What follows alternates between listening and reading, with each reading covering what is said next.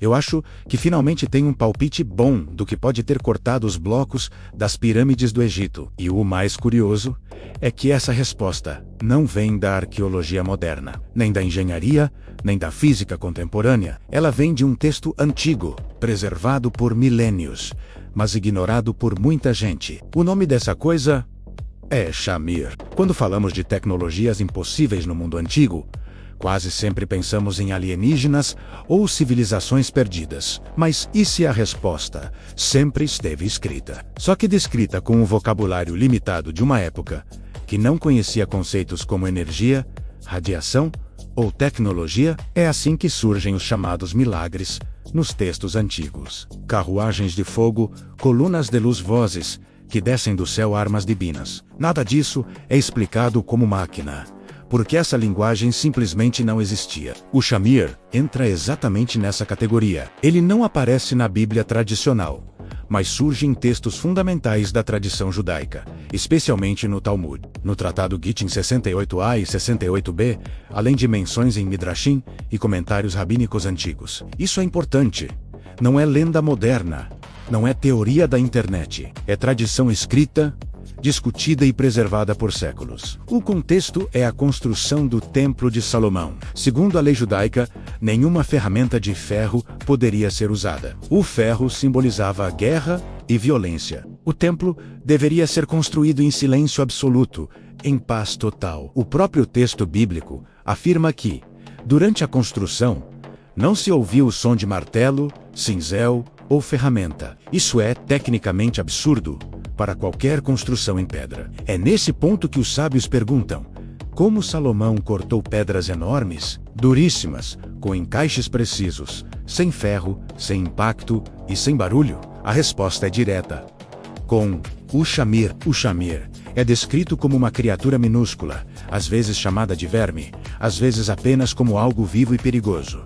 Ele não corta por força, ele não perfura, ele não desgasta. O texto diz que ele divide a matéria. Bastava aproximar Shamir da pedra para que ela se separasse exatamente onde se desejava. Não há relato de rachaduras, lascas ou esforço físico. O corte é limpo, silencioso e extremamente preciso. Isso não se parece com nenhuma ferramenta conhecida do mundo antigo. O Shamir não podia ser tocado diretamente. Ele era guardado envolto em lã e mantido dentro de um recipiente de chumbo. Até hoje, o chumbo é usado para conter radiação, bloquear energia e isolar fenômenos perigosos. Isso não parece simbólico, parece técnico. Segundo a tradição, o Shamir foi criado no sexto dia da criação, junto com coisas que não pertencem totalmente ao mundo natural. Ele não surge como um animal comum, nem como algo reproduzível. Ele é único. Salomão não cria o Shamir,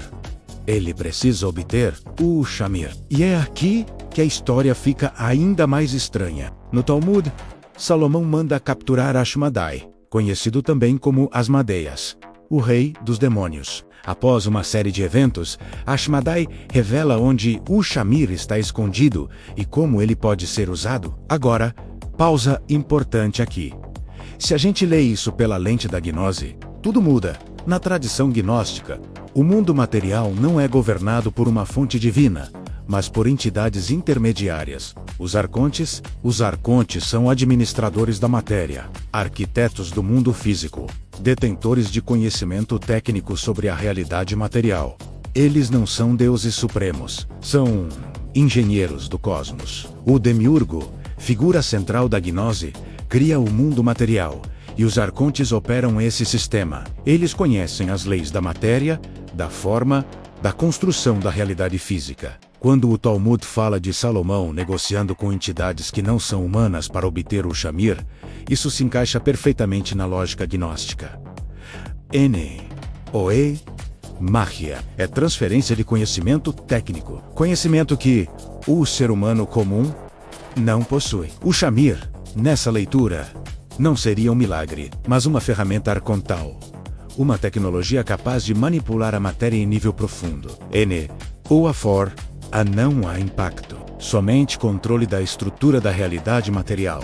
Com o Shamir em mãos, o templo é construído, pedras são cortadas, ajustadas e encaixadas com perfeição absoluta. Tudo em silêncio. Tudo sem ferro, sem marcas visíveis e ferramentas. Depois da morte de Salomão, o Shamir desaparece. Ele não é herdado, não é replicado, não é compreendido. Ele simplesmente sai da história, como se aquele conhecimento tivesse sido retirado do mundo humano. Agora pense nas pirâmides do Egito. Blocos de granito com dezenas de toneladas, cortes retos, ângulos perfeitos, superfícies planas em nível milimétrico, pedras mais duras do que qualquer ferramenta de cobre ou bronze disponível na época.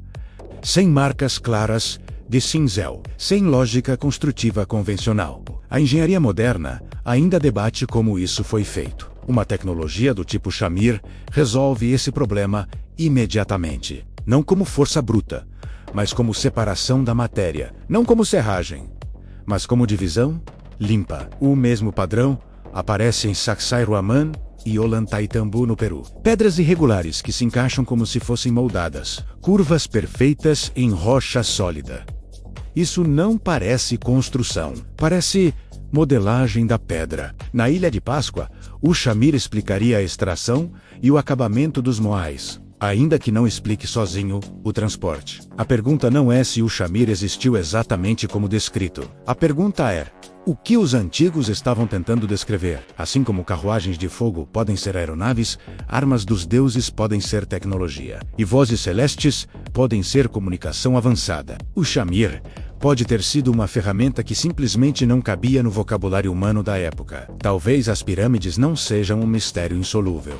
Talvez a ferramenta que cortou seus blocos já tenha sido descrita há milhares de anos, só não do jeito que a gente aprendeu a ler. Se você curtiu esse vídeo, deixa o like porque isso ajuda demais o canal a continuar trazendo esse tipo de conteúdo. Se inscreve para não perder os próximos vídeos. E comenta aqui embaixo: isso é mito ou tecnologia perdida?